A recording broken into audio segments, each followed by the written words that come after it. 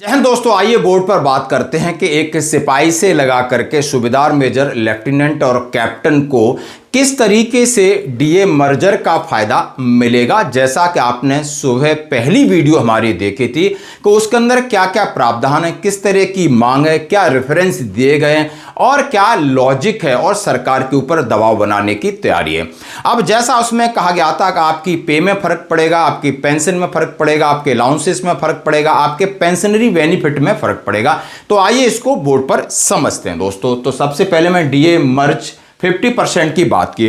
For example, या आपकी जो सिपाही है उसकी बेसिक पेंशन 20,463 है, नायक है उसकी 23,569 या 23,569, हवलदार की है 24,763, नायब सूबेदार 25,738 एंड 26,900। सूबेदार साहब हैं 30,175 जो 28 है, किसी की 31,500 भी है। सूबेदार मेजर 34,425 और lieutenant 42,625 and captain 46,300। Correct. ORP 3 के हिसाब से ऊपर नीचे सर्विस के हिसाब से हो सकती है, मान लेना। अब जैसा कि डीए 60% लगभग हो गया है, घोषणा बाकी है। यदि 60% डीए के साथ आपकी टोटल ग्रॉस पेंशन कितनी बनती है इसके बारे में बात करेंगे। यानी आपकी टोटल पेंशन बनती है सिपाही की 32,740 यानी 32,740। अब नायक की बनती 37,710, हवलदार की 39,621 और नायब सूबेदार की 41,180 और 43,040, सूबेदार साहब की 48,280, सूबेदार मेजर की 55,080 और लेफ्टिनेंट 68,200 और 74,080। यानी अब आपकी 1 जनवरी 2026 से, ये है 1 जनवरी 1/1/2026 से, अब इनसे कहा जा रहा है कि आप इसमें से 50% इसमें मर्ज कर दो। यदि 50% मर्ज कर देते हैं फिर आपकी पेंशन यानी ये न्यू बेसिक पे या न्यू बेसिक पेंशन बन जाएगी। अब न्यू बेसिक पेंशन में 10% डी ऐड करेंगे तो टोटल कितना बन जाएगा और फिर हम ग्रॉस टैली करेंगे कि आपको मंथली फायदा क्या हुआ। इसी तरह सर्विंग के ऊपर भी आएंगे कौन कौन से फायदा होंगे, पेंशन जाने वालों के ऊपर भी आएंगे कौन कौन से फायदा होंगे। वीडियो ज्यादा बड़ी हो जाती है इसलिए मैंने 2 भागों में बांट दिया, इसको हम आसानी से समझते हैं।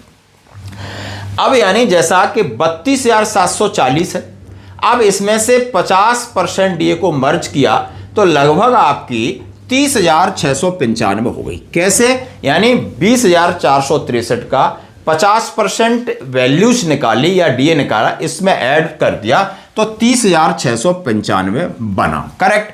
यानी जो आपकी बेसिक पेंशन 20,463 थी वो 30,695 हो गया।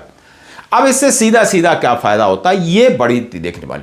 इसी तरह नायक की 23,569 से 35,353 या 35,353, हवलदार की 24,763 से 37,144 हो गई, नायब सूबेदार 25,738 वाला 38,607 हो गया और 26,900 वाला 40,350 हो गया। अब देखते रहिए कितना फर्क पड़ा है। सूबेदार जो 30,175 था वो 45,262 हो गया, सूबेदार मेजर 34,425 वाला था 51,637 हो गया, लेफ्टिनेंट 42,625 था 63,938 हो गया, कैप्टन 46,300 वाला था वो 69,450 69,450 हो गया ना। अब इसके ऊपर 10% आपको डीए मिलेगा, मतलब मिलना 60 ही है। अब इसको 50% को मर्ज किया तो न्यू बेसिक पेंशन आ गई और डीए आपका ये कैलकुलेट किया, यानी 30,695 का 30,69, 3535, 3714, 3860, ये जो डीए की वैल्यू है जो मैंने नीचे लिख दी है। अब टोटल कितना हुआ जरा देखते हैं। अब टोटल ग्रॉस सैलरी, बात तो वही ग्रॉस की आएगी। ग्रॉस पेंशन आपको 33,764 जो आपको 32,740 मिल रही थी, बिना कुछ बढ़ाए घटाए सिर्फ 50% मर्जर किया तो सिपाही जो 32,740 रहता वो 33,764 लेगा। यानी 1,024 का सीधा सीधा उसको फायदा हो रहा है मंथली। ये फायदा हो रहा है मंथली। ठीक है भाई। नायक जो 37,710 ले रहा था वो 38,888 ले रहा है, यानी 1,178 का इसमें फायदा हो रहा है। हवलदार जो 39,621 ले रहा था वो 40,858 ले रहा है, 1237 का मंथली फायदा हो रहा है। नायब सूबेदार जो 41,180 ले रहा था वो 42,467 ले रहा है, यानी 1287 का फायदा। 26,900 वाला 43,040 वाले को 44,385 मिलेंगे तो 1345 का फायदा। सूबेदार 48,280 वाले को 49,788 तो 1508 का पर मंथ फायदा। इसी तरह सूबेदार मेजर 55 वाले को 56,800 1720 का फायदा। 68,200 लेफ्टिनेंट का 2130 का फायदा। और कैप्टन जो 46,300 यानी 7480 ले रहा था वो 76,395 यानी 2315 का पर मंथ फायदा ये है। और ये फायदा पिछले पूर्ववर्ती सरकारों ने दिया है जब बड़ा लंबा समय लगता है।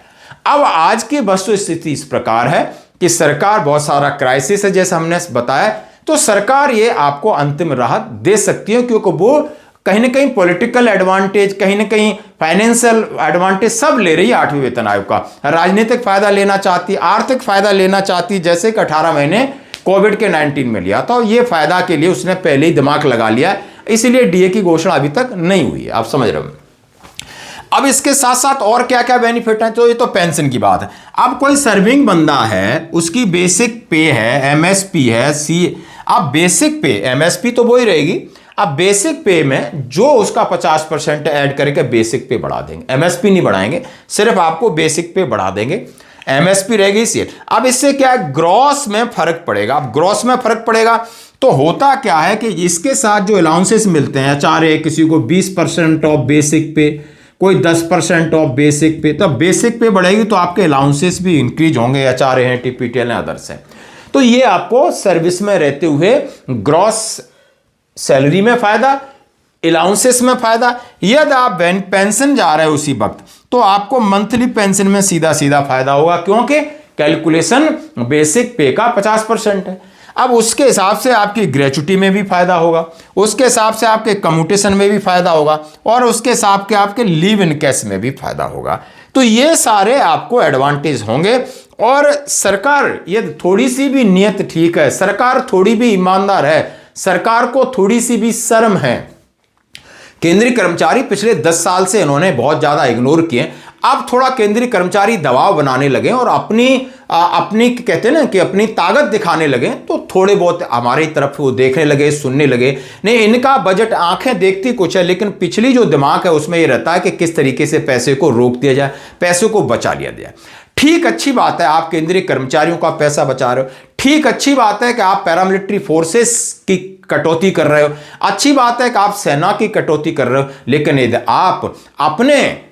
आप जितना पैसा खर्च करते हो, आप जितनी सब्सिडी लेते हो, वहां 10-10 12-12 रुपए की प्लेट लेते हो, गैस फ्री है, हवाई यात्रा फ्री है, टोल फ्री है, कम से कम यदि आप थोड़े से भी देश के प्रति ईमानदार हो तो अपनी जो आपने लूट खसोट मचा रखी है, यहां नीचे रेवेन्यू का एक पटवारी करोड़पति बनता है।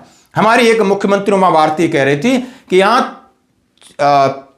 3rd ग्रेड का कर्मचारी है वो करोड़पति है, वो कैंचू है, नाग तो बैठे हैं जो अरबपति हैं। इन्होंने सीधा सीधा कहा एक मुख्यमंत्री। तो इतना भ्रष्टाचार है, यहां आप रोक लगा दीजिए, देश की अर्थव्यवस्था भी सही हो जाएगी। लेकिन नहीं, वहां आप बेबस हो, वहां आप लाचार हो, आपको सीधे साधे लगभग सैनिक और पैरामिलिट्री फोर्सेस पहले दिखते हैं, क्योंकि इनके पास ना कोई आंदोलन कर सकते हैं, ना ये सड़कों पर आ सकते हैं, बस ये तो बलि के बकरे हैं। तो आपकी क्या राय है इसके ऊपर? धन्यवाद।